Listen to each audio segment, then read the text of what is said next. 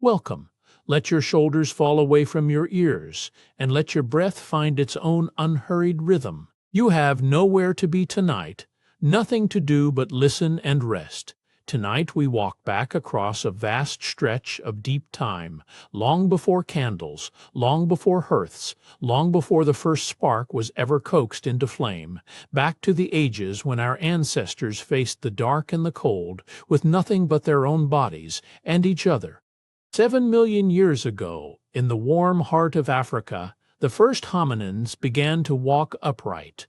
The land around them was open woodland and grass, threaded with slow rivers beneath a sun that rarely dimmed. Nights there stayed mild, the air holding on to the day's warmth long past dusk.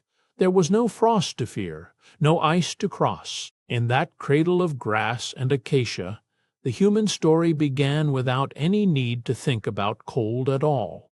Australopithecus, one of our early ancestors, spent its days beneath a savanna sun that never truly cooled.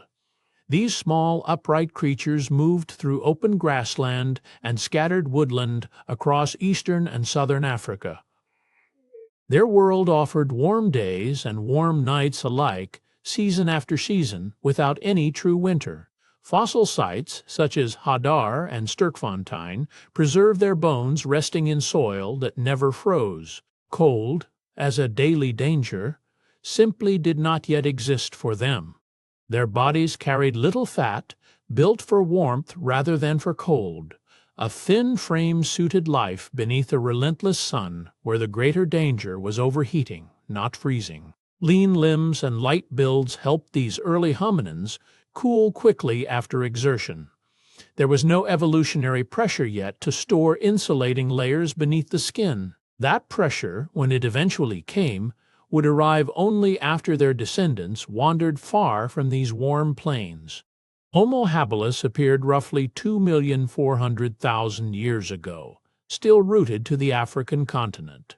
This early toolmaker shaped simple stone flakes beside rivers and lake shores in eastern Africa. Its world remained the familiar warmth of grassland and open woodland, much like the world of its predecessors. No fossil evidence places Homo habilis beyond Africa's borders. The cold winters that would test its descendants still lay far in the future, and far to the north.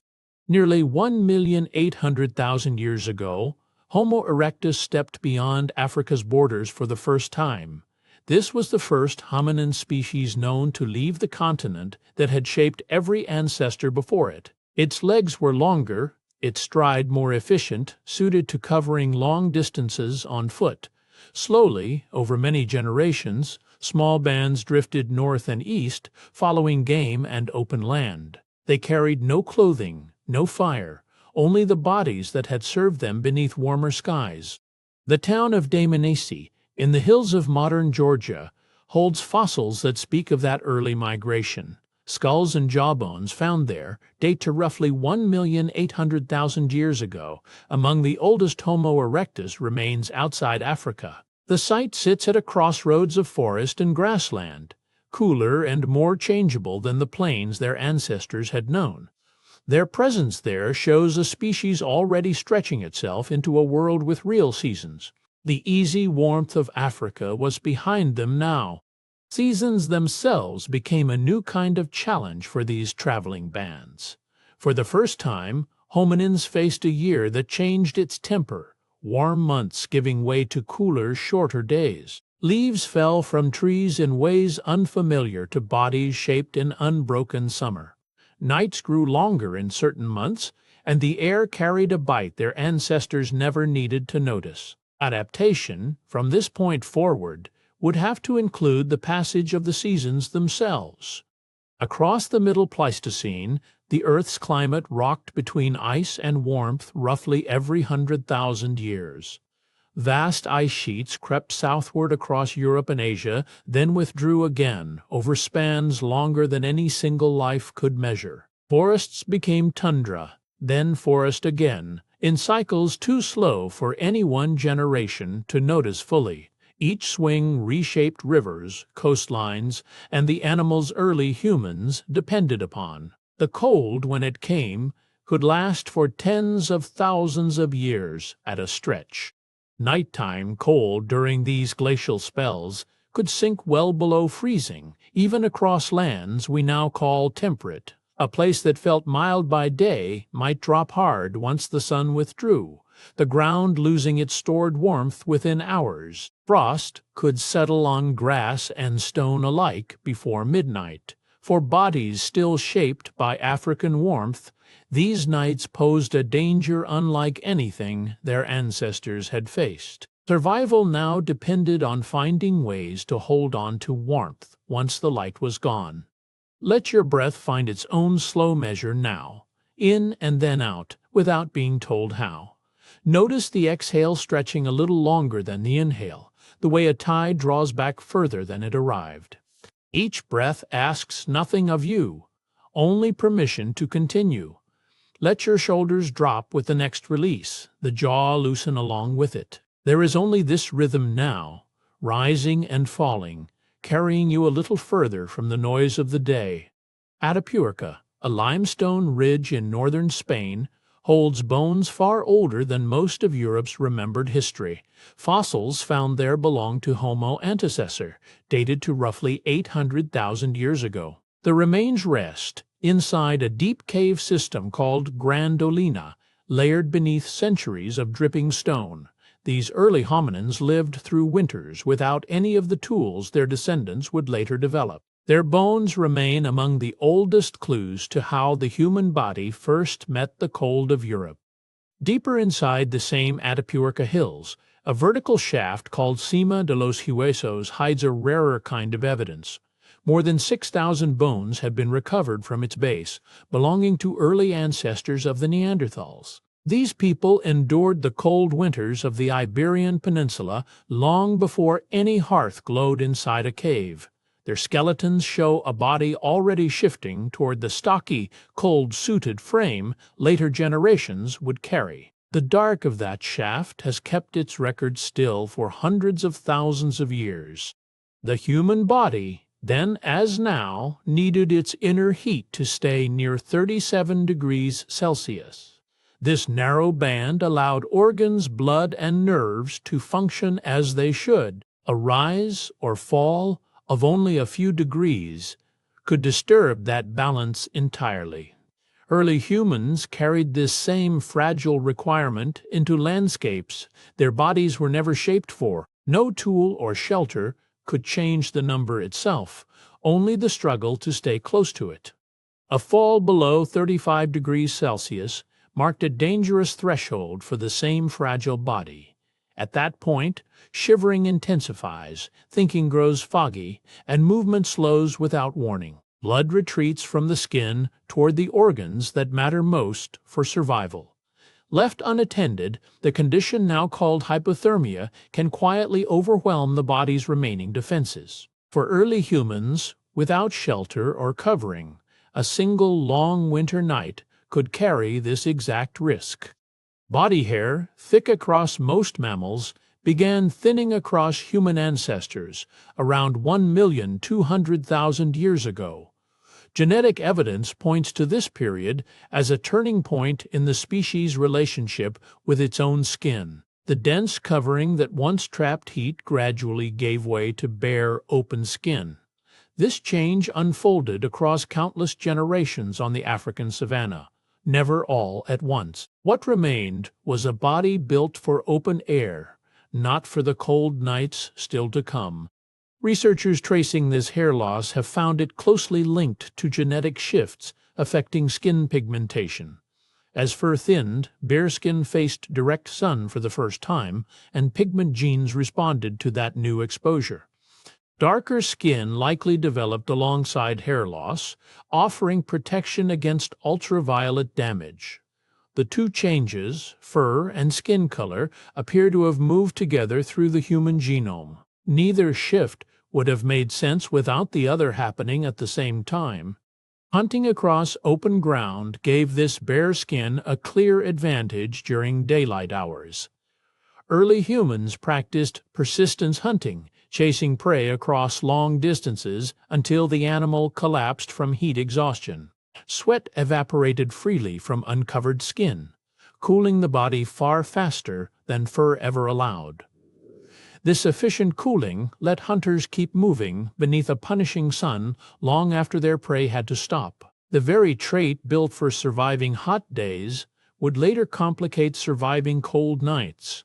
That same bare skin, so useful under the sun, offered little protection once darkness fell. Without a coat of fur, body heat escaped far more quickly into the cooling night air. Temperatures that dropped after sunset found little resistance from skin alone. This vulnerability had not troubled earlier, hairier ancestors living in stable tropical climates. For humans now spread across cooler lands, the night became a different kind of test than the day. Skin itself changed further, growing denser with sweat glands than any ancestor before it. Humans today carry roughly 2 to 4 million of these glands spread across the body's surface. This density allowed exceptional cooling during exertion, unmatched among primates. But the same glands that served daytime hunters so well left the body without fur's insulating benefit at night. Evolution had traded one kind of advantage for another, without regard for what the darkness would demand. A body drenched in sweat cooled quickly once evening arrived. Moist skin lost heat far faster than dry skin, drawing it away with every passing breeze. Early humans, built with dense fields of sweat glands, carried this risk long after any daytime chase had ended. A hunter who ran hard beneath the sun might shiver hours later beneath the stars. The very glands that served him at noon left him exposed once night settled in. Feel the weight of your own body now, sinking deeper into the mattress beneath you.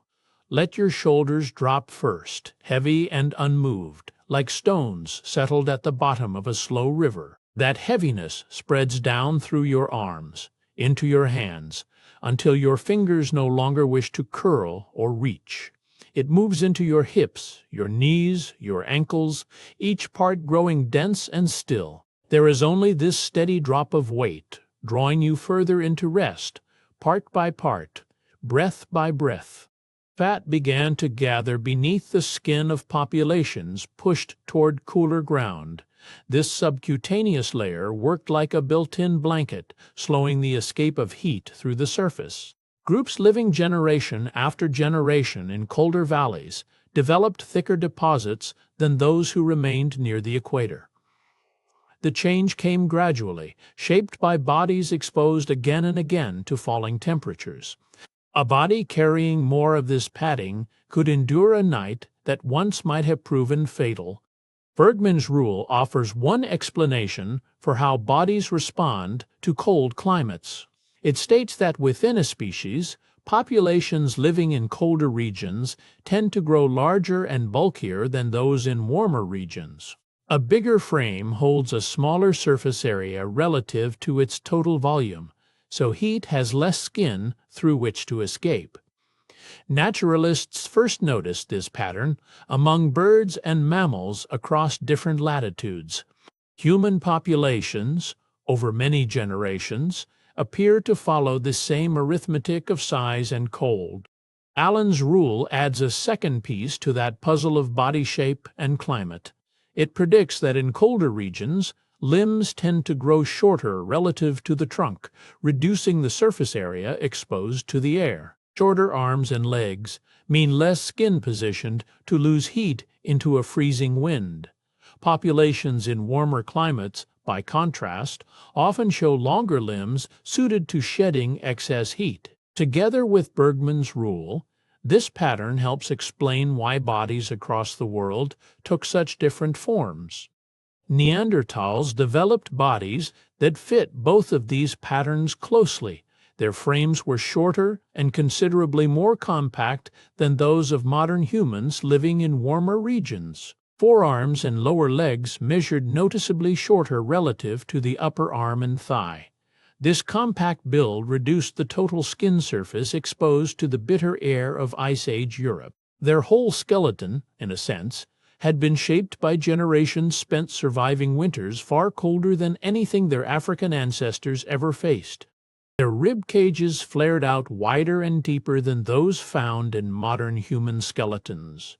This barrel-like chest held larger lungs and more internal volume relative to the body's surface. A bigger core, tucked behind sturdy ribs, retained heat more efficiently than a narrower frame could manage. Fossil remains from sites across Europe show this pattern again and again in reconstructed skeletons. The shape of the chest itself became one more small adaptation to a landscape defined by cold. Wide nasal passages set the Neanderthal face apart from later human faces. Air drawn in through a broader nose had more surface area to pass across before reaching the lungs. This extra surface allowed incoming air to be warmed and moistened more thoroughly during the journey inward. Cold, dry air entering the lungs directly could damage delicate tissue over time. A wider nose gave the body more room to prepare each breath before it went any deeper. That broad nasal structure carried a second benefit beyond simple warming of air. Cold air moving fast through narrow passages can injure the tissue lining the nose and sinuses in ways resembling frostbite. A wider channel slowed the air's passage and spread its chill across more surface, easing the shock on delicate membranes. Neanderthal populations, living through some of the coldest winters Europe has ever recorded, needed exactly this kind of built-in protection. Their faces, shaped by wind and ice, guarded the passage air took into the body. Modern human noses took a different path, narrower and more angular in their internal structure. This narrower shape still slows and warms incoming air, though through a more compact design than the Neanderthal face required. Populations that spread into cold, dry regions of Europe and Asia carried variations suited to conditioning harsh winter air. A narrow nose bridge, subtly different from one population to another, reflects generations of adjustment to local climate. The shape of a face still carries traces of the winters its ancestors endured. Brown adipose tissue works differently from ordinary fat stored under the skin. Instead of sitting inert as insulation, it burns through its own reserves to produce heat directly, without any muscle movement at all. Scientists call this non-shivering thermogenesis, a furnace tucked inside the body's core.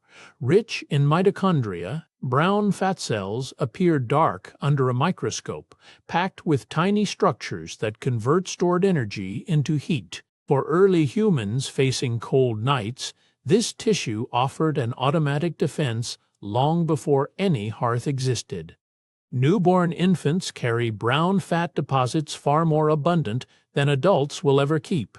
Concentrated around the neck, shoulders, and along the spine, this tissue gives a newborn body a built-in defense against sudden temperature drops. Unable to shiver effectively in the first months of life, an infant relies almost entirely on this internal heat source.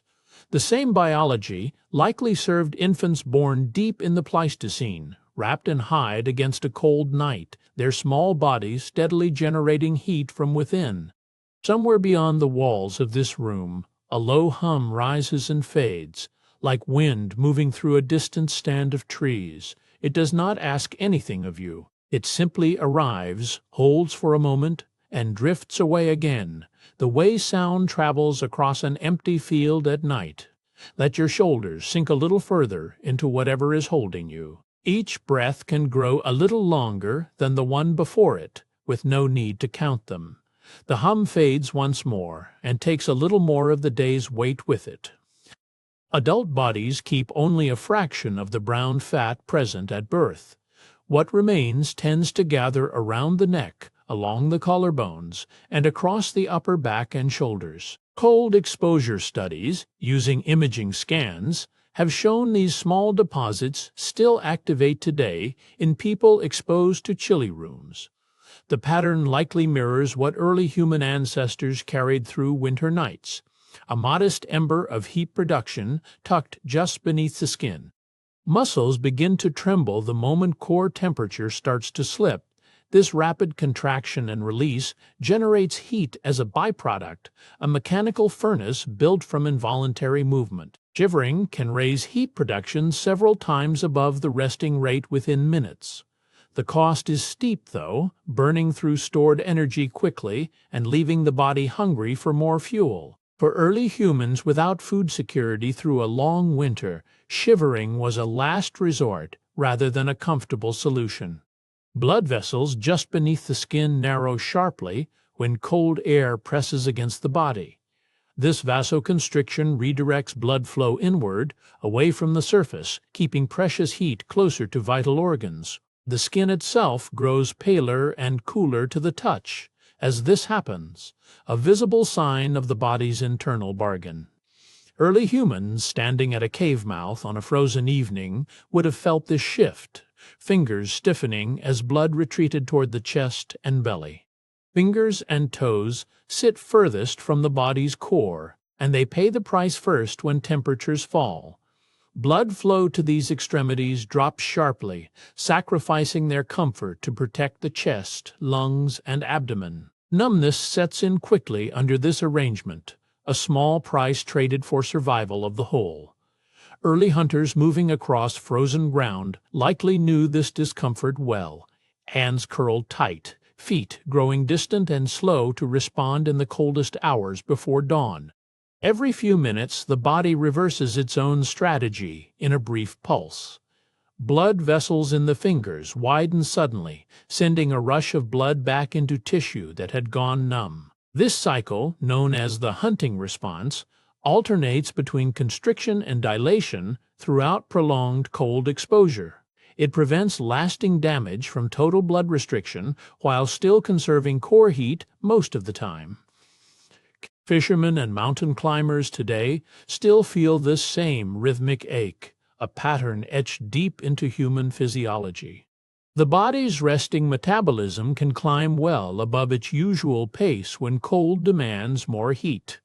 Hormones released from the thyroid and adrenal glands push cells to burn fuel faster, producing extra heat as a byproduct of this heightened activity. This response takes hours to fully engage, unlike the near-instant reaction of shivering muscles. Sustained cold exposure over many nights may have gradually shifted early human metabolism upward, a slow recalibration written into the body's chemistry.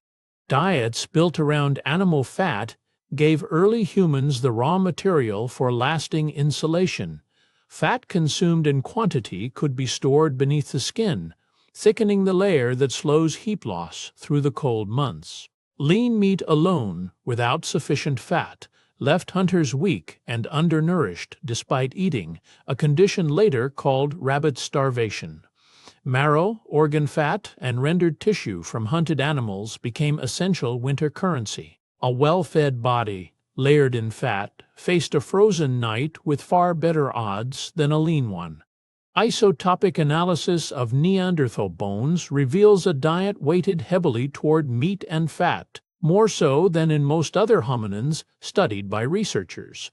Nitrogen and carbon signatures preserved in ancient collagen point toward large herbivores as a dominant food source across many seasons. Little plant matter appears in these signatures, suggesting bodies built and fueled for cold, meat-rich landscapes. Such a diet delivered dense calories exactly when winter demanded them most. Female bodies across many populations carry a higher percentage of stored fat than male bodies of similar size and build. This extra reserve may have done more than sustain the mother herself through lean seasons. Researchers studying cold survival suggest this fat layer could have offered protection to nursing infants pressed close against her skin. A thicker cushion meant stored energy passed steadily into the next fragile generation. A newborn arrives into the world without any real ability to shiver in a meaningful way. Its small muscles cannot yet generate protective trembling, leaving the infant almost entirely dependent on outside sources of heat. A caregiver's body, pressed close through the night, became the true regulator of an infant's temperature. Without that steady contact, the earliest hours of life carried real risk in any cold season. Let heat begin to gather low in your body now, somewhere just beneath your navel.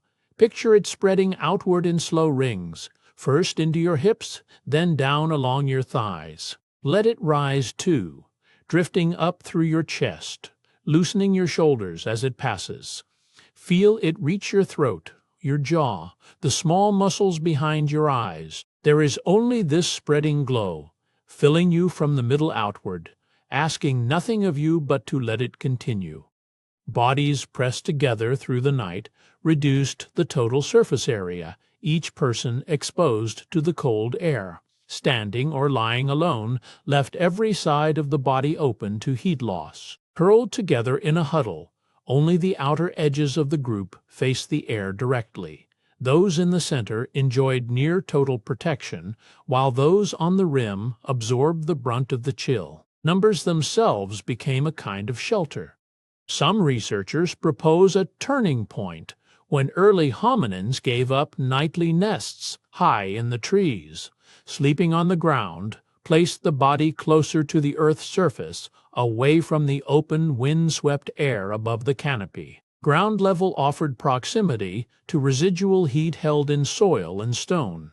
This shift, if it happened as suggested, traded the safety of height for a measurable gain in nightly temperature.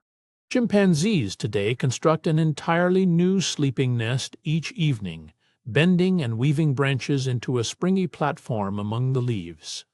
This nightly labor takes only minutes but demands fresh material every single time. Researchers studying ancestral behavior see in this habit a possible echo of what early hominins once practiced. A nest built new, each dusk, then abandoned by morning, may represent one of the oldest bedtime rituals carried by our lineage. Ground-dwelling hominins likely built simple nests low to the earth, gathering leaves, ferns, and soft plant matter into a shallow depression. Such material trapped a layer of still air against the skin, slowing the escape of body heat into open ground. A handful of dry leaves, packed beneath a resting body, made a measurable difference through a long night. This simple technology required no tools beyond hands and nearby vegetation. Sleeping sites were often placed against exposed rock faces that had spent the day absorbing sunlight. Stone holds heat far longer than open air, releasing it in a slow trickle as darkness fell. A body resting against such a wall received, stored daytime heat long after the sun had gone.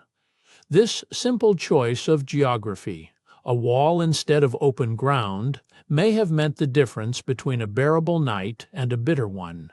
Curling the body into a tight, folded position minimizes the total surface exposed to cold surrounding air. Knees drawn to the chest, arms wrapped close, chin tucked downward, this posture conserves precious heat that would otherwise radiate outward. Infants adopt this shape instinctively, and adults return to it under cold conditions without any need for instruction. The fetal curl may be one of the oldest postures in the human repertoire, older than language, older than tools. Pairs of early humans likely slept back to back, spines pressed close, sharing warmth, while each faced a different stretch of darkness. This posture let two bodies pool heat along the widest surface of contact, the back and shoulders. At the same time, each sleeper's open eyes covered a separate angle of the night. A predator approaching from one side would find a second gaze already turned its way. The arrangement asked for no words, only long habit built through shared cold nights. Cave interiors held their temperature steady across the turning seasons, resisting the sharp swings of outside weather. Thick stone walls absorbed heat slowly and released it just as slowly, smoothing the rise and fall between daylight and dark. A chamber set deep enough inside a hillside barely registered the difference between a summer afternoon and a winter midnight. This steadiness made caves dependable shelter long before any hearth ever burned inside one. Deep inside a hillside, some chambers could measure 10 to 15 degrees Celsius warmer than the frozen air only steps beyond their mouth. Stone held back the wind, leaving the sharpest gusts outside the rock, A sleeper resting within such a chamber could pass the night without the bite carried by open air. This difference, invisible to the eye, often marked the line between endurance and its opposite. Ancestors seem to have read this warmth long before any measuring tool existed. Early humans favored cave mouths, turned away from the prevailing winter wind, choosing shelter by the way the air moved. An opening facing straight into the wind drew cold clean through a chamber all night long. One angled sideways, or shielded by a ridge of stone, let the harshest gusts pass by outside. Choosing a home by wind direction required close attention to the land, knowledge carried long before it was ever written down. Somewhere in the dark of that old cave, a thin shaft of moonlight falls across the floor, and within it, fine dust turns and settles in no rush to reach the ground. Let your breath match that slow falling in and out without effort. Your shoulders can sink now, heavy against whatever holds you. The dust keeps drifting, unhurried, and the dark keeps holding it still. Rock overhangs offered partial cover from snow, rain, and the biting edge of wind chill. A shelf of stone jutting outward turned a falling snow into something brushing past rather than settling directly onto a sleeping body. Overhangs lacked the enclosed warmth of a true cave, yet they broke the worst force of a storm.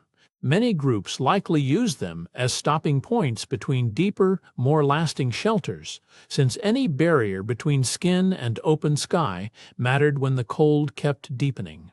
Multiple family groups sharing one cave through a winter night pooled body heat that no single family could produce alone. A chamber crowded with sleeping bodies held warmth the way a smaller group never could, each breath and each patch of skin adding to a shared reserve. Strangers, or near strangers, may have pressed close beneath the same stone roof for the length of a season. Shelter, in this sense, was as much an arrangement between people as it was a wall of rock. Winter nights likely drew larger gatherings than summer ones, since more bodies meant more warmth to go around.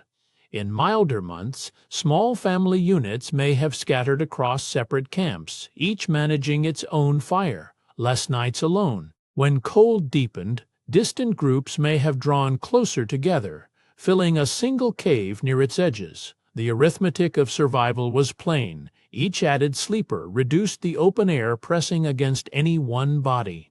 Bonds of closeness among group members may have deepened through the shared demand of winter nights.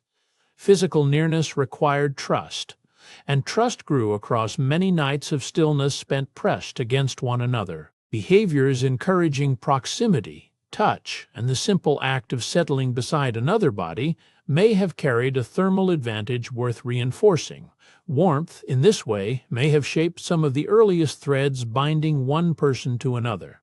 The weakest members of a group were likely placed at its center, ringed by the bodies of stronger adults sleeping around them.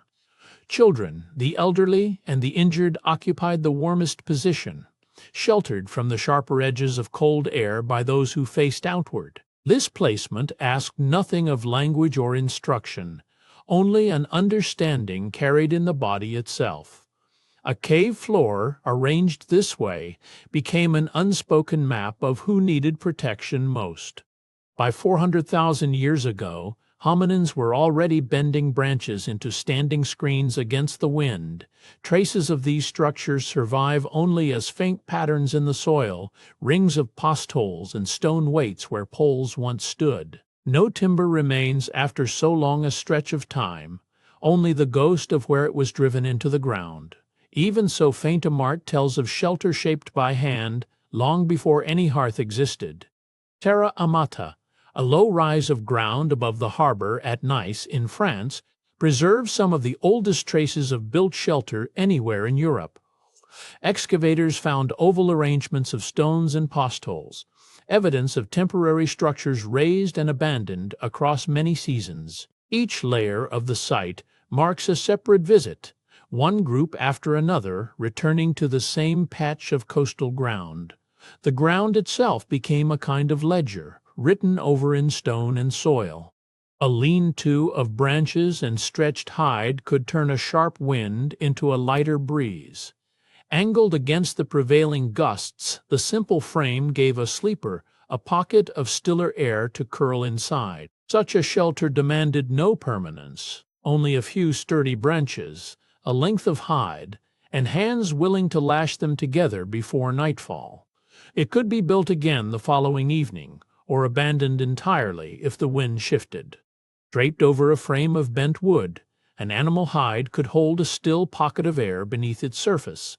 That trapped layer, warmed by a resting body, resisted the outside cold far better than open skin ever could. The hide itself needed no stitching or shaping, only enough weight and width to hang without gaps.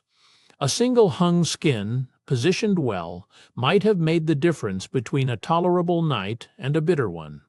Untailored skins, taken whole from an animal and left unshaped, were likely the first coverings any hominin wore against the cold. A hide wrapped loosely around the shoulders, tied at the front with a length of sinew or vine, offered a rough second skin. It could not be fitted to the body's curves, and cold air still crept in at the edges. Even so, an unshaped wrap was more than bare skin had ever offered before. Let the jaw loosen now, the way a held breath finally lets go. Feel the small muscles around your eyes give up their small effort, one by one, until the lids grow heavy enough to stay closed on their own. Behind them, the dark is wide and unmarked, a space that asks nothing of you. Let your face rest the way still water rests, without a ripple, without a task. Whatever the day carried can wait outside that dark a while longer, while you drift further into the space behind your own closed eyes. Clothing lice, a species that survives only within the fibers of worn garments, carry a genetic record of when coverings began. Their lineage split from head lice roughly 170,000 years ago, a signal geneticists read as the approximate age of the first worn coverings. The insects themselves left no fossils in the usual sense. Their history is written instead in the small differences between their genes today. A tiny creature in this way became an unlikely witness to an old moment in human dress.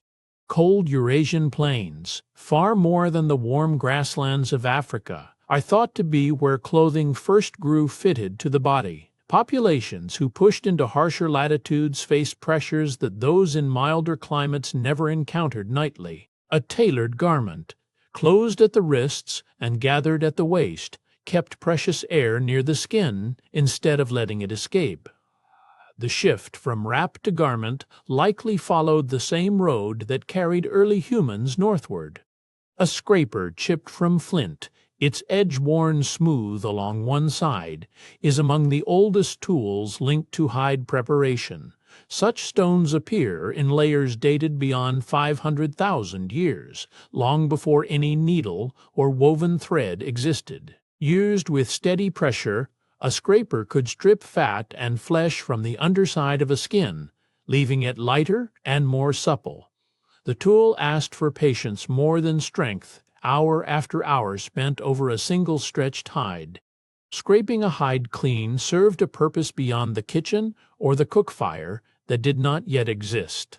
A skin stripped of fat and cleaned of flesh dried lighter and lasted longer, qualities that mattered far more for a wrap worn through winter than for a meal eaten once. Where marks on many surviving scrapers point toward long, repeated use on hide rather than short work on meat. The same humble tool, it seems, served both the stomach and the shivering body. A needle of bone marks one of the last major changes in the story of Ice Age clothing.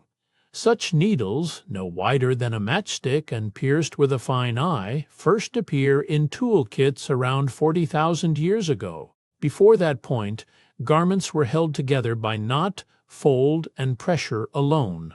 A pierced needle let hides be joined edge to edge, closing gaps where cold air once slipped through. The shift from wrap to seam changed how tightly a body could be sealed against a winter night.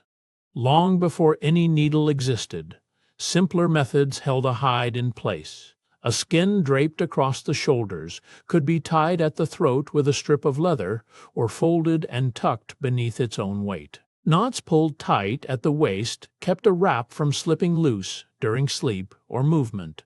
These methods asked for no tool at all, only hands and a length of hide. For hundreds of thousands of years, this was likely enough. Cords twisted from sinew or plant fiber may have bound hides more securely still.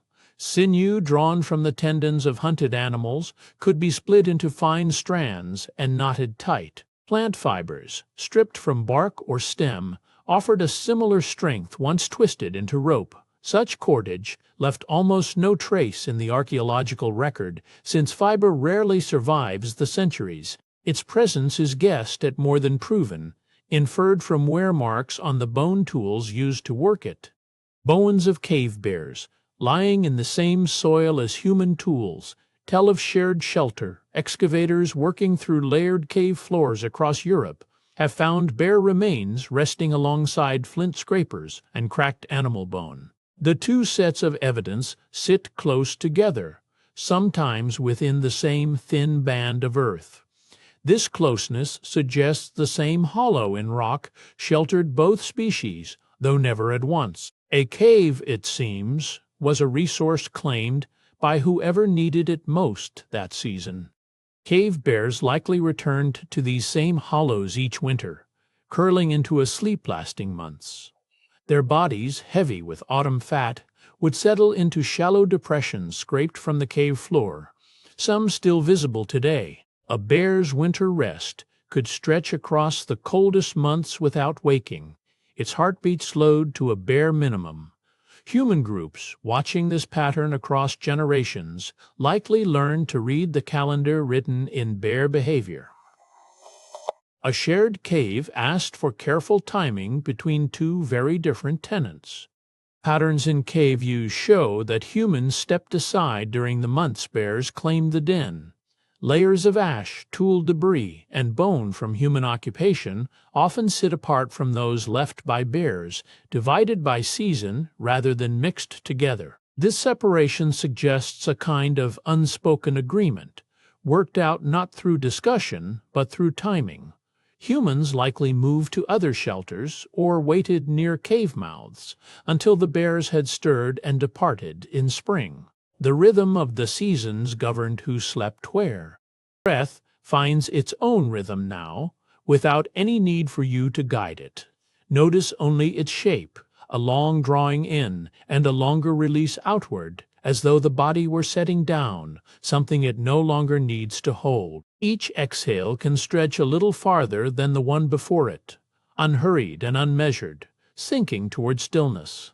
There is only this breath, and the one that follows, carrying you further from waking with every low turn. Grass and leaves, pressed flat and darkened with age, still rest within certain cave floors. Excavators have found these traces compacted into thin, fibrous layers, sometimes preserved by chance beneath centuries of dust and mineral seep. Such beds were likely gathered fresh each season, laid across bare stone to soften it and hold in body heat. Little remains of any single leaf, but the pattern of the layer records that something once rested there. A simple armful of dried plants once stood between a sleeper and the cold ground. Border Cave, set into a cliff face in South Africa, holds bedding older than nearly any other found. Layers there, dated to roughly 200,000 years ago, contain the compacted remains of grasses laid down in careful repeated fashion. Researchers identified plant fragments arranged in ways that rule out simple accident or wind-blown accumulation. This bedding stands among the oldest confirmed sleeping surfaces built by human hands anywhere in the world. Long before cities or writing, someone gathered grass into a bed against the stone.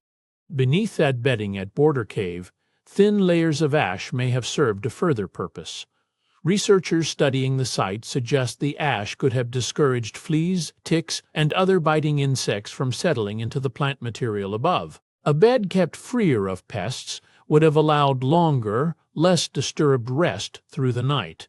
This small addition, ash beneath grass, hints at attention given to sleep itself, long before any written record of such practice. Comfort, it seems, was already being shaped by watchful hands 200,000 years ago.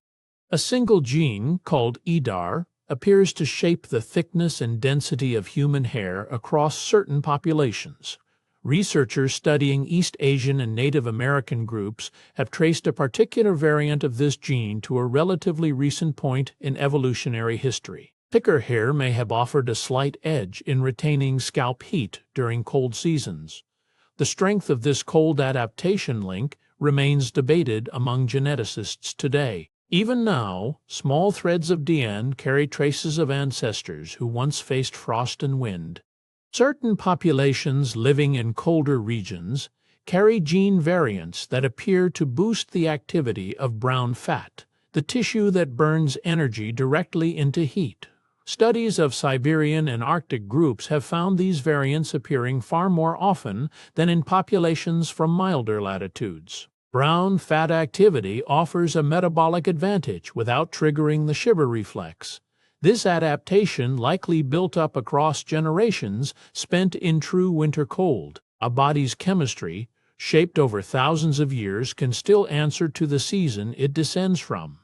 Denisovans, a branch of ancient humans known mostly from a handful of bone fragments, carried a gene called episone. This variant helped regulate oxygen use in low-oxygen, high-altitude environments, the kind found across the Tibetan Plateau. Fossil evidence for Denisovans remains scarce, pieced together from a finger bone and a few teeth found in a Siberian cave. Yet their DNA endures far beyond their fossils, passed down through interbreeding with early modern humans. A people known almost entirely through genetics still shaped how later humans survived in thin, cold air. Tibetans living across high mountain valleys today still carry that same episone variant, inherited from Denisovan ancestors many thousands of years past. Genetic studies compared modern Tibetan genomes against Denisovan sequences recovered from Siberian bone fragments to trace this inheritance. The variant helps highland populations manage life where oxygen grows thin.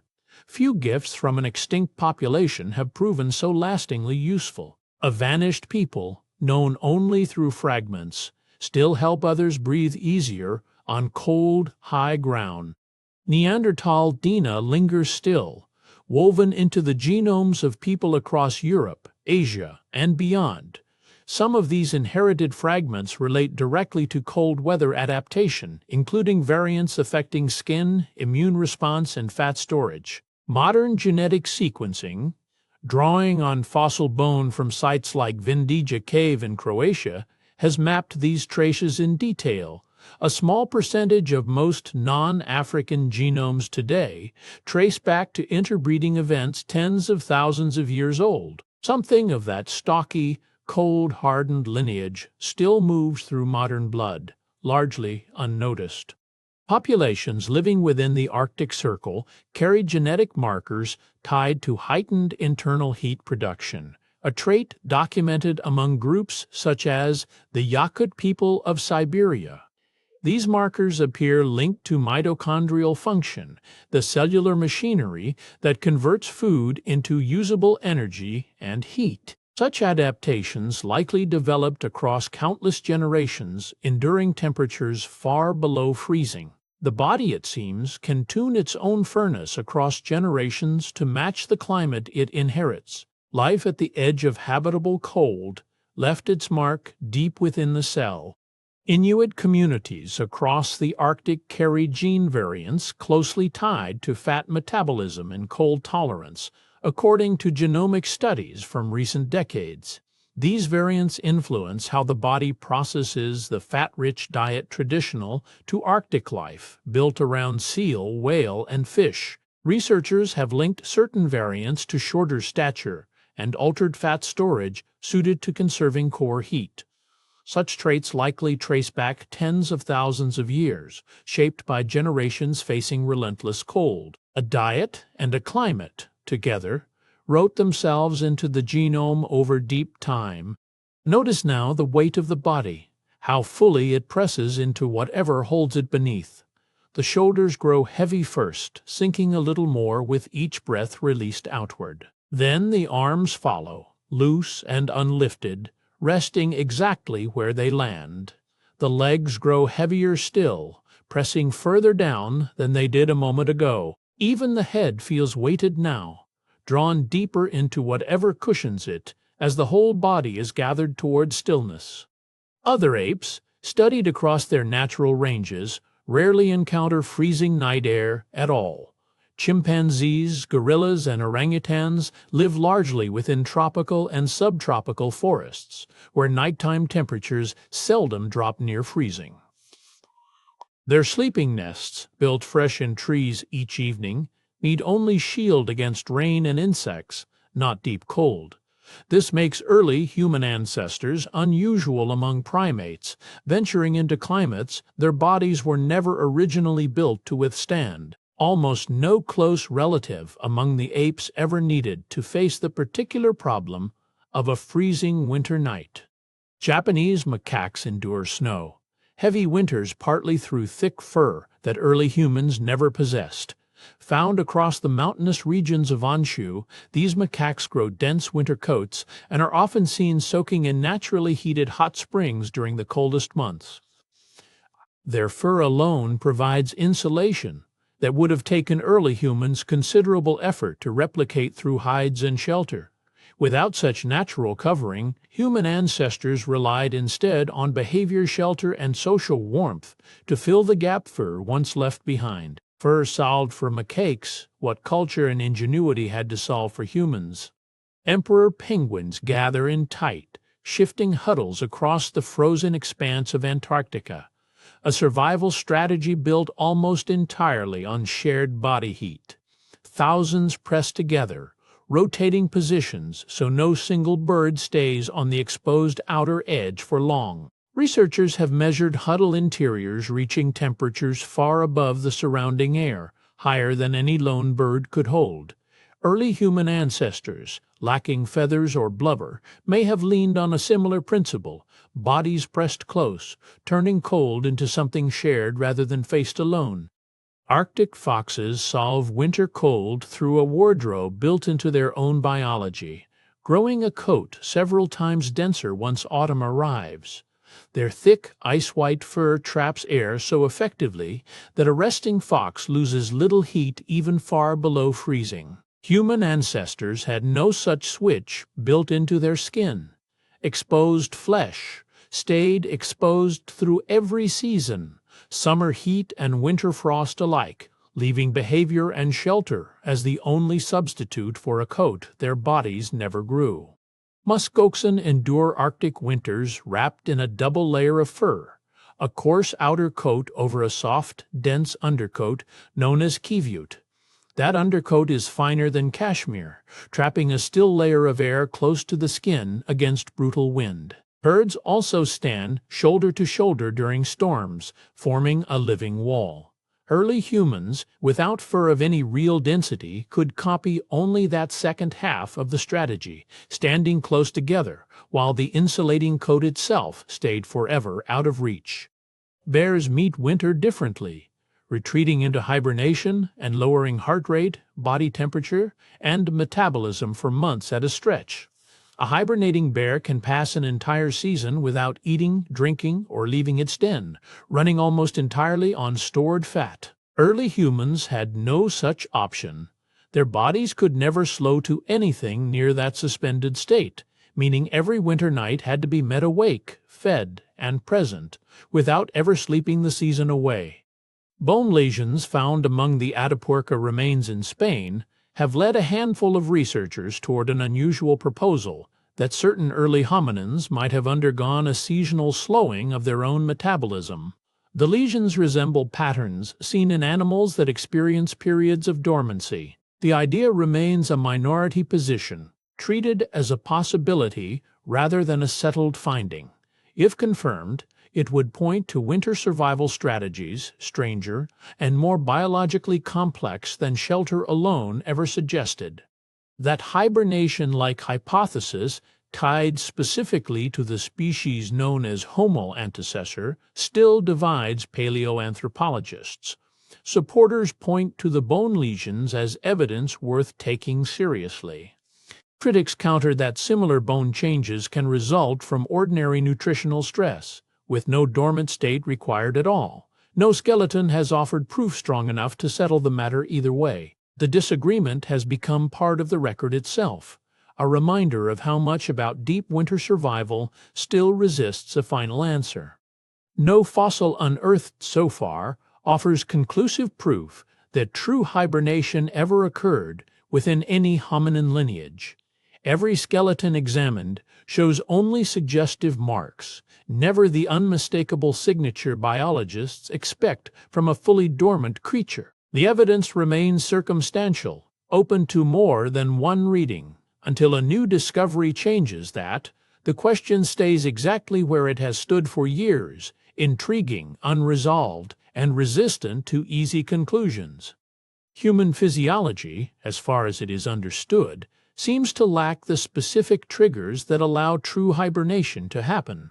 Hibernating mammals rely on precise hormonal signals and metabolic switches that human biology never evolved. Body temperature in humans cannot drop and hold at the low, stable levels hibernation requires without serious harm following. Whatever early humans managed through winter nights, it came the harder way, awake, alert, and fully present through every long stretch of cold darkness. Somewhere beyond the edge of hearing, a low sound rises and fades again, wind moving through some far corridor, or maybe only old wood shifting the way it does in the cold. It comes closer, then pulls away, like a tide, with no shore left to reach. Let it carry your attention outward for a moment, then let it go entirely. Each time it returns, it asks a little less of you, until following it takes no effort at all, and releasing it takes even less. Reduced movement after dark likely helped early humans stretch scarce winter energy further. Long nights, largely idle by necessity, meant fewer calories burned exactly when food itself was hardest to find. Stillness became its own form of budgeting, conserving fuel the body could not easily replace until spring returned. Even without any knowledge of the science behind it, staying low and staying close together likely kept many alive through the darkest stretch of the season. Sleep itself may have taken a different shape across those long winter nights. Rather than one unbroken stretch, early humans might have rested in two segments, waking briefly in the deep dark between them. That waking window could have served as a natural watch period, a chance to sense movement or sound in the fireless dark before settling back down. Some later societies, recorded in medieval texts, still practiced this same divided sleep, naming the space between first sleep and second sleep. Winter nights stretched far beyond what summer ever offered, sometimes lasting 14 hours or longer at higher latitudes. That extended darkness likely meant early humans simply slept more overall, filling added hours with rest instead of wakeful stillness. Sleep, in this light, worked as both refuge and economy, spending less energy unconscious than awake and shivering. The body borrowed hours from a season it had little other use for. The body's internal clock likely answered shrinking daylight much as it still does today. Shorter days shift hormones tied to sleep and waking, nudging the body toward earlier rest and later rising. In early humans, this seasonal drift may have matched behavior to the sun's shrinking arc, easing them into longer stretches of stillness. A rhythm written into the body's chemistry, older than any calendar humans would later invent. Food grew scarce as winter deepened, and with it, overall movement likely slowed. Fewer plants to gather, fewer animals easily found, left little reason to range far from shelter. Lower activity conserved calories exactly when calories were hardest to replace. Stillness became a quiet strategy for survival, not idleness, but a kind of arithmetic written into the body's needs. No cached stores of food appear anywhere in the earliest archaeological layers. Later humans dug pits, wove baskets, and buried meat in permafrost to carry them through lean months. Sites from these early cold winters show no such preparation, no deliberate saving for tomorrow. Whatever early humans ate, they seem to have eaten close to when it was found, without the buffer that storage would later provide. Fat reserves, not hidden stockpiles, likely carried early humans through winter's leanest weeks.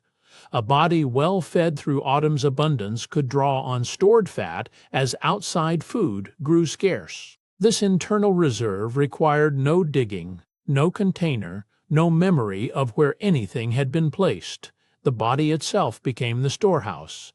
Its layers of fat, a slow-burning fuel banked against the cold months ahead. Lower ground offered relief from the harsher cold that gathered at higher elevations.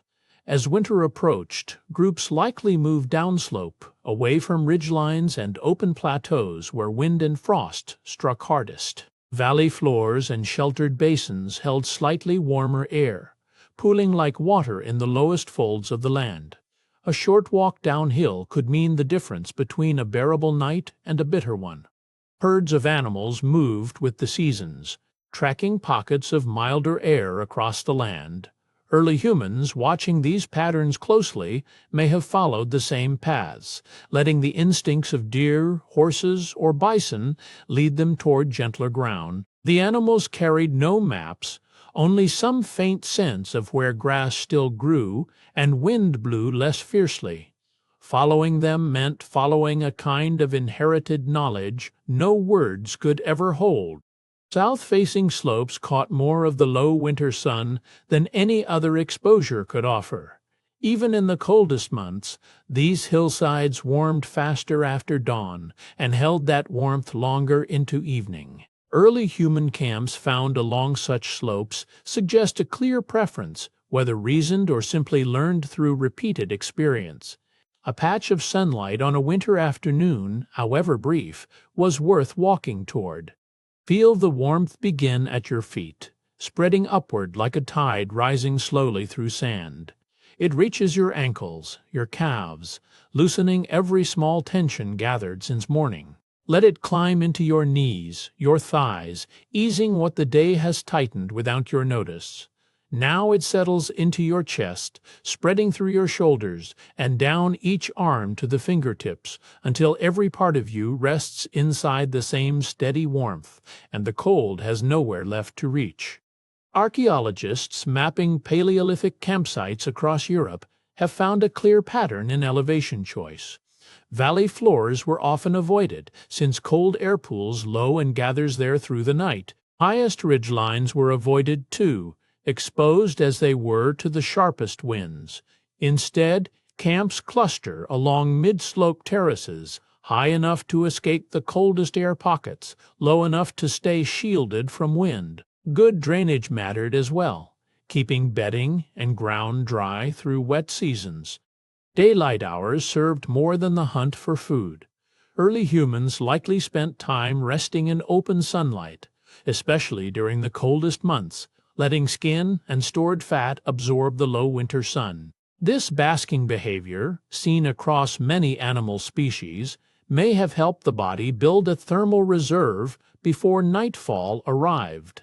A few hours in direct winter sun, however faint, could ease the long hours of darkness that followed.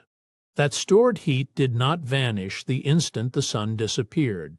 Inside a shelter lined with leaves, grass, or hide, the body's daytime heat radiated back outward across the long hours of night. Insulating materials slowed this release, holding heat close to the skin rather than letting it escape into open air. A well-built nest of debris could stretch a single day's sun into hours of steady, lingering heat. Winter scarcity likely reshaped how food moved through a group. When game grew harder to find and stores ran low, meat and fat were probably divided among every member rather than kept by the strongest hunter alone. Elders, children, and the injured depended on this shared distribution to survive the leanest months. Such cooperation demanded trust built over many seasons, long before any written law described fairness. Hunting bands turned toward the largest animals roaming the cold plains. Mammoths, bison, and wild horses carried thick layers of fat beneath their hides, making them worth the danger and effort of a coordinated hunt. Groups likely worked together, driving animals toward natural traps like ravines or marshy ground.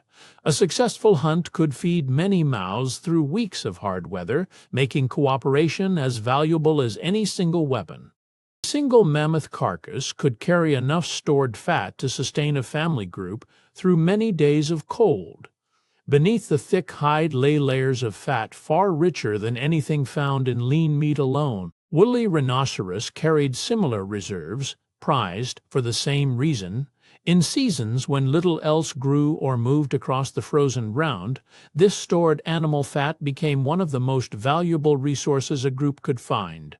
Long bones cracked open at early hunting sites reveal a practice repeated across thousands of years: marrow extraction. Stone tools were used to split open the bones of deer, horses, and other prey, exposing the fat-rich core within. Marrow offered calories far denser than the surrounding meat, a small but valuable prize after a long hunt. Archaeologists find these cracked bones scattered near shelter sites across many cold climate excavations. Lean meat alone could not carry a body through a hard winter. Eating too much protein without enough fat places strain on the body, a danger sometimes called rabbit starvation in later accounts of northern survival. Marrow, organ fat, and animal tissue rich in lipids likely filled this gap, balancing what lean muscle meat left wanting. Survival depended not just on how much food a group found, but on what kind. Early humans did not always hunt what they ate. Following the tracks of lions, hyenas, or other predators, groups likely watched the sky for circling birds that marked a fresh kill nearby. Waiting until predators had eaten their fill, humans could then approach and strip remaining fat and marrow from the carcass left behind. This scavenging supplemented hunting, offering fat-rich tissue without the risk of the chase itself. Birth itself may have followed a seasonal rhythm shaped by cold. Infants born in warmer months were more likely to survive the fragile early weeks of life, when regulating body heat proved hardest. Over many generations, this pressure may have favored conception patterns aligned with the changing seasons. A birth timed to spring or summer meant a newborn's first cold winter arrived only after months of growth and strength. The light in the room settles like dust, drifting through a shaft of window air, turning without hurry, in no rush to land anywhere. Let your shoulders sink further into whatever holds you. Each breath moves like that dust, rising, pausing, falling again without effort. There is no need to follow it anywhere. Let your mind rest in that same suspended drift, sinking a little lower with every breath, until sleep arrives in its own good time. Nursing extended much longer through the harshest winter months than in milder seasons. A mother's milk carried fat and calories. An infant could not yet find any other way. For a child too small to shiver effectively or store its own fat reserves, this steady source of nourishment likely meant the difference between surviving the cold season and not. Close contact during feeding also kept infants pressed against a parent's body through the coldest hours of night. Elders within a band carried knowledge no single winter could teach on its own. Having lived through many cold seasons, older members remembered which slopes held less wind, which caves stayed dry, which overhangs had sheltered the group before. This accumulated memory of the land was rarely written anywhere. Since writing did not yet exist, it passed instead through presence, through elders, leading younger members back to the same trusted places year after year. Spoken stories may have carried survival knowledge the way books would later. Huddled together through long winter nights, older members likely described past seasons, where food had failed, where a cave had flooded, where a slope had proven safer than another. Repetition fixed these details into memory across generations.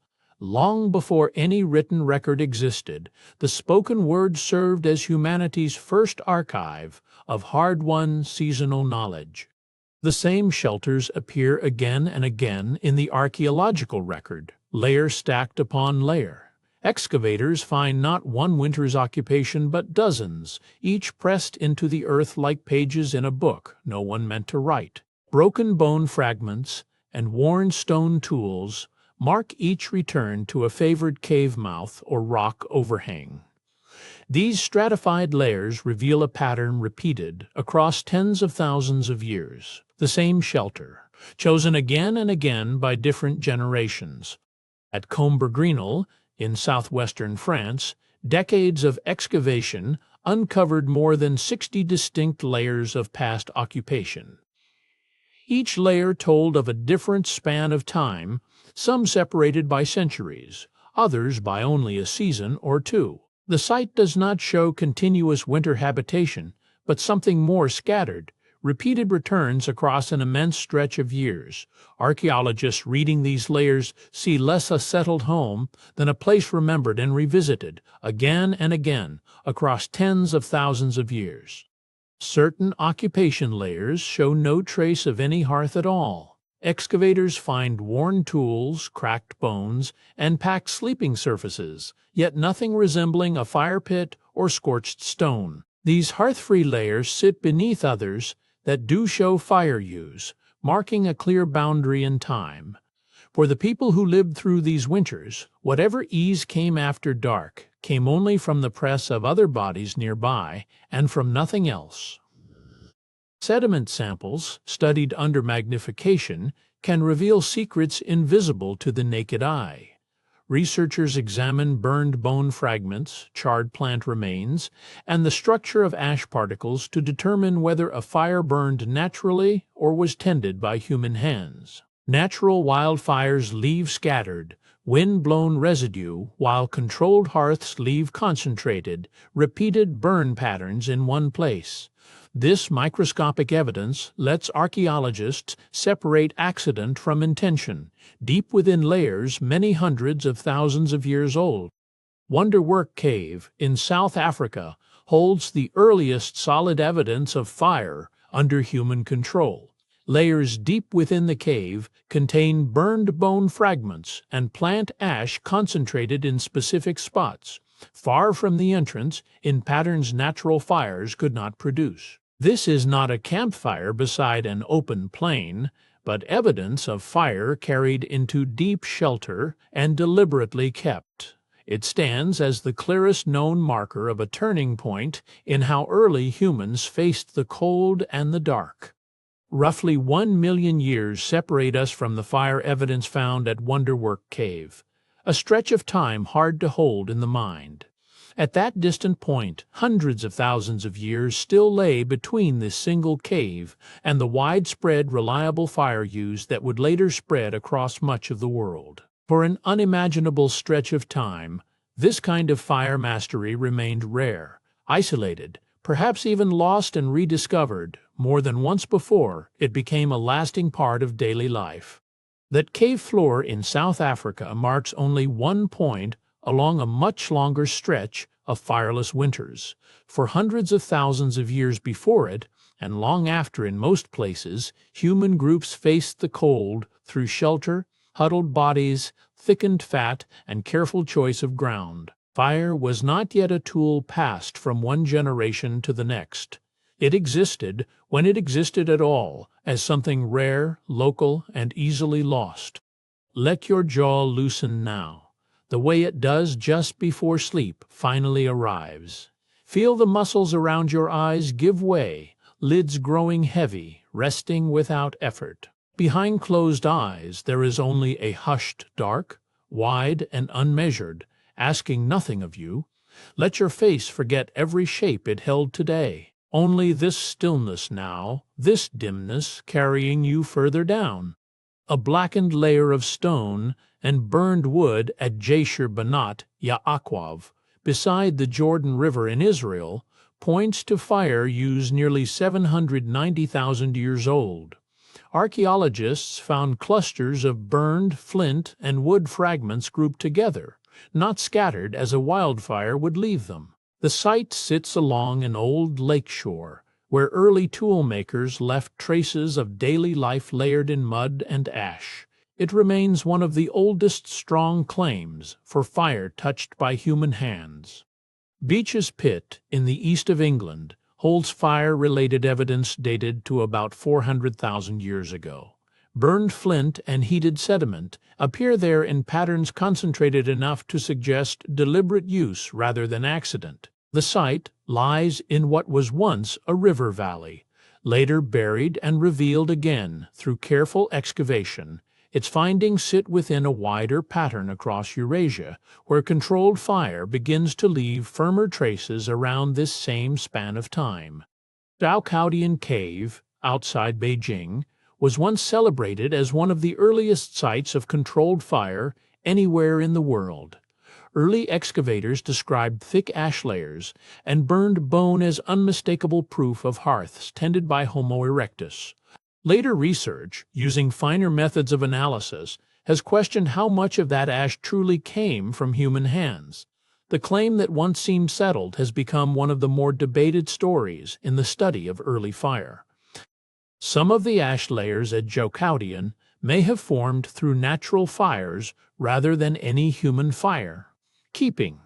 Wildfires sweeping through nearby vegetation could deposit wind-blown ash and charred plant matter deep inside a cave mouth over many seasons. Distinguishing that natural residue from a tended hearth requires close study of particle size, distribution, and burn temperature. The question remains open, a reminder that even famous sites can hold their secrets loosely. Widespread, sustained fire use did not take hold across human populations until around 400,000 years ago. Before that threshold, evidence remained scattered, isolated to single sites, separated by vast stretches of time and distance. After it, hearths begin appearing more consistently across Africa, Europe, and parts of Asia. This shift marks less a single invention than a slow-spreading habit, carried from one group, one generation, one cave to the next. Taysom Cave, in central Israel, shows regular hearth use dated to about 300,000 years ago. Excavators found a hearth used again and again over a long span, surrounded by burned bone fragments and blackened stone tools worn from cutting meat. The buildup of the burn layer, formed repeatedly in the same spot, suggests fire had become a fixed part of daily and nightly life there. By this time, for at least some groups, the fireless night was already becoming a distant memory. The steady spread of fire gradually eased the older reliance on behavior alone for surviving winter nights. Huddling, careful shelter choice, and thickened fat had carried human groups through hundreds of thousands of years without it. As hearths became common, some of that pressure lifted, though old habits of shelter and closeness did not disappear at once. Fire arrived slowly, layered over practices already worn deep into daily survival. Before fire could be reliably started, naturally occurring embers may have been carried and kept for a time. A branch struck by lightning, or the smoldering edge of a spent wildfire, could be gathered and nursed along for days if tended with care. Such embers would eventually die out, leaving groups once again without fire until chance offered another. This fragile borrowed fire may have come and gone many times before it finally became something a person could make at will. Carrying a live ember from one shelter to the next may have been within reach long before fire. Starting itself, a coal wrapped in damp moss or bark could smolder for a short while if tended with attention. Groups moving between camps in early winter might have shepherded such a coal across a valley or along a familiar ridge. But this borrowed flame always had a limit. Once it died, there was no method yet to call fire back from nothing. Producing fire from scratch demanded a separate skill entirely from keeping one already lit. Fire maintenance, feeding a flame, sheltering it from wind, moving it between hearths, left traces in the record well before true fire. O Yar. The deliberate spark, struck or drilled into being, arrives later and unevenly across regions. For long stretches, a lost ember could mean returning to darkness until another chance flame was found somewhere in the wider landscape. Let your breath find its own rhythm now, in and out, needing no help from you. Notice how each exhale lasts a little longer than the one before it, the body settling with every release. There is no need to reach for the next inhale, it will arrive on its own, the way one wave follows another onto a dark shore. Let the shoulders fall away from the ears, let the jaw loosen, let each breath carry a little more of the day out and away. Hand drills and other friction methods demanded steady hands and long practice to master. Spinning a wooden shaft against a notched board fast enough and long enough to raise true heat took repeated attempts before it ever worked. Blistered palms and aching arms were common costs of learning. Once mastered, the skills still required the right dry tinder, the right wood, the right weather. It was not a trick learned in a single afternoon. Cold nights remained one of the greatest threats. Hominins faced before fire could be trusted to appear on command. Long after tools, hunting skill, and shared language had developed, the hours after sunset in winter still carried outsized risk. A single exposed night in freezing wind could undo what a whole season of careful eating and shelter building had built. For most of human prehistory, surviving until sunrise was itself an accomplishment, repeated through the darkest months. Winter mortality likely climbed sharply among the very young and the very old whenever hard cold set in. Infants carried little insulating fat and could not shiver effectively to generate their own heat. Elders with thinner skin and slower circulation faced similar risk once temperatures dropped for extended stretches. Demographic patterns drawn from scattered fossil groups hint at this uneven toll, though exact numbers from so distant a past were never recorded and cannot be known. Skeletal evidence sometimes preserves the marks that cold stress leaves behind, faint as they are. Changes in bone density, thinning in certain fossil long bones, have been read as possible signs of prolonged physical strain, cold exposure chief among the suspected causes. Such marks are never simple to interpret alone. Paired with other clues, though, they add a faint layer of testimony to winters endured long before fire made them easier. Some Neanderthal skeletons carry evidence of damage consistent with frostbite, most often in the small bones of hands and feet. Healed lesions on toe and finger bones suggest tissue loss the person survived, the body sealing over the injury with time. Such damage points to repeated exposure to biting cold, likely during hunting or travel far from shelter. The evidence remains limited to a handful of specimens, yet it offers a rare glimpse of what winter could leave behind on a body that endured it. Reduced sunlight through the long winter months limited how much vitamin D bodies could produce at higher latitudes. Skin synthesizes the vitamin only when strong ultraviolet light reaches it, and northern winters offered far less of that light for many consecutive weeks. Populations settling in these regions faced new pressure on bone health and immune function. Over many generations, lighter skin tones are thought to have offered some advantage, letting more of the scarce winter sun be used. Enamel hypoplasia, faint grooves and pits in tooth enamel, can mark seasons of unusual hardship endured in childhood. Enamel forms in careful layers as a child grows, and any serious disruption, whether from hunger or extreme cold, can pause that growth and leave a visible line. Researchers examining fossil teeth sometimes find these lines repeating at intervals, hinting at recurring winter stress across a person's early years. A single tooth can hold a faint record of hardship far removed from any written page. A bone condition called cribra orbitalia appears in some remains from the Paleolithic record.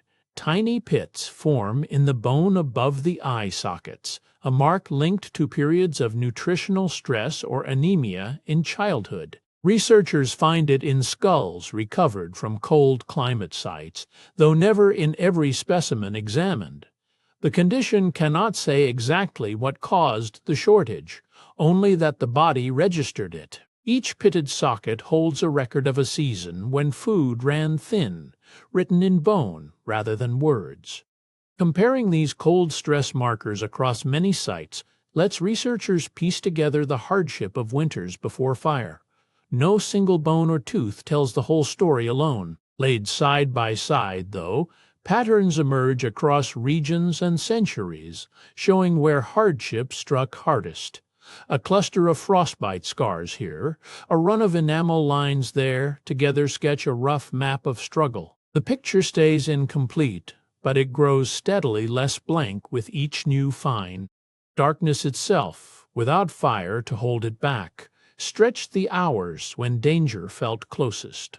Once the sun dropped, no flame stood between early humans and whatever moved unseen beyond the shelter's edge. Long winter nights meant long stretches of that same darkness, far longer than summer ever offered.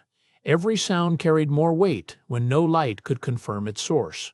The absence of fire meant more than cold. It meant blindness through the very hours predators moved most freely. Let the weight of your body do the resting now. Feel your shoulders grow heavy against whatever holds you, one side sinking a little deeper with each breath out. Let that heaviness spread down through your arms, past your elbows, into hands that no longer need to hold anything. Your legs can grow heavy too, ankles loosening, feet forgetting the floor beneath them. There is only the mattress rising to meet you, and the slow pull of your own weight settling into rest. Cave hyenas and other nocturnal hunters made the choice of shelter matter more than comfort ever could. A cave that seemed dry and sheltered by day might already serve as a den for something else after dark. Bones found in some cave layers show hyenas and humans occupying the same spaces at different times, never quite by accident. Choosing where to sleep meant weighing more than wind or warmth. It meant reading the ground itself for signs of who else called that place home. Standing or sleeping near a cave's mouth may have carried a defensive purpose beyond blocking wind. A narrow entrance was easier to watch and easier to defend than an open camp on flat ground. Positioning bodies or barriers across that opening could slow anything trying to push through uninvited. Some sites show stones or debris arranged in ways that hint at this kind of deliberate blocking. A shelter's value was never only about keeping the cold outside. Rotating watch through the night likely let some members rest while others stayed alert. A single person cannot keep eyes open through every hour of darkness without cost the next day. Splitting the night into watches, even informally, would have let sleep and vigilance share the same long stretch of hours. Someone near the entrance, awake and listening, while others, further inside, slept undisturbed. This kind of rotation asks nothing more than memory and trust between people who depend on each other. Human eyes adjust poorly to darkness next to the predators sharing the same landscape. Many nocturnal hunters carry a reflective layer behind the eye that gathers every scrap of available light, sharpening night vision far beyond human capability. Early humans, by contrast, saw only shapes and shadow once true dark settled in. This mismatch meant the earliest hours after sunset carried the greatest uncertainty before eyes had time to adjust even partially. Whatever moved out there could likely see far better than the ones watching for it. Sharpened wooden stakes may have stood angled near some shelter entrances as a simple line of defense. A point driven into the ground, hardened perhaps by fire, could deter an animal from pushing through an opening. Spears kept within reach of a sleeping group served the same purpose, ready without need for words or warning. No wooden stake from this era survives to prove the practice outright, since wood rarely lasts across so many thousands of years. Yet the logic of it sits comfortably beside everything else known about how these shelters were used. Cold and predation together pressed down on nearly every winter night these early humans faced. One hardship rarely arrived alone. A body already weakened by hunger and chill had less strength to flee or fight if danger came. A group distracted by watching for predators had less attention left for conserving warmth. Each pressure made the other harder to bear, and surviving until spring meant answering both at once, night after night, with little more than shelter, closeness, and whatever caution experience had taught. Populations moving toward higher latitudes met winter nights stretching far longer than anything their tropical relatives ever endured. Bands living near the equator saw darkness fall for roughly 12 hours each day, evenly divided across every season. Groups pushing north into Europe and Asia found that balance broken. Winter darkness there could swallow more than half of each full day. The body shaped near the equator had to answer a colder, darker world than the one it evolved within. Day length in northern winters could shrink to fewer than 8 hours of usable sunlight. In the depths of a European winter, the sun might rise late in the morning and disappear behind the hills well before evening truly began. 16 hours or more of darkness followed, hour after hour, with no fire to hold back the chill. That left a narrow window each day for gathering food, warming the body under open sky, and preparing whatever shelter the night would require. Extended winter darkness meant many more hours each night, requiring some strategy for warmth, since fire was not yet available.